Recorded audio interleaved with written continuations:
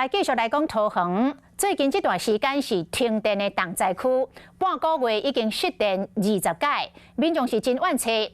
桃园市的副市长质疑，这个停电的事件，听归来看是个案，但是抗做伙已经是系统性的问题。台电是出面来驳回，讲桃园区营业处所管理的线路高达1000多条，是全台湾的1/10。线路多，所以受到外力影响，停电的几率嘛多。台电讲已经针对着桃园来启动着专案的巡检，它来降低停电的几率。因为这边是带电梯。台电工程监管拍开电箱巡视设备，甚至用红外线测温器来检测，确保温度正常，避免设备走抓。因为昨桃园又搁停电。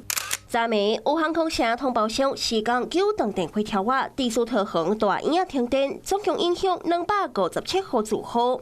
实际当个现场，电火条瓦修理规暝已经恢复正常。严格这半个月，桃园已经停电20摆，民众有够无奈。不配合啊，你就断了，不然怎么办？对不对？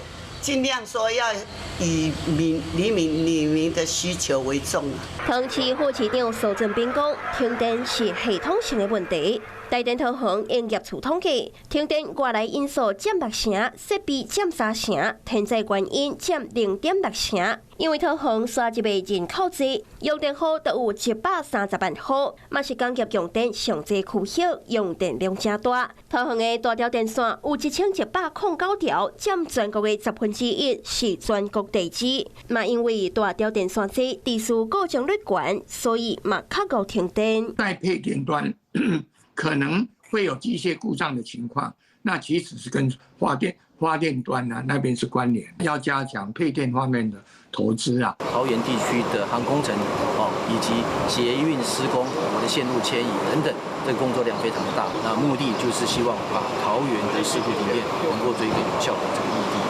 台电为这件代志启动专案巡检计划，启动跨区支援上少40个人，总经理更加亲身来到桃园监督，加速处理停电的问题，才会当面对所有界用电量真悬的热人。Hello， 我是蒋欣梅，想要抢先掌握最及时的新闻资讯吗？赶快订阅、按赞、开启小铃铛，锁定华视新闻 YouTube 频道。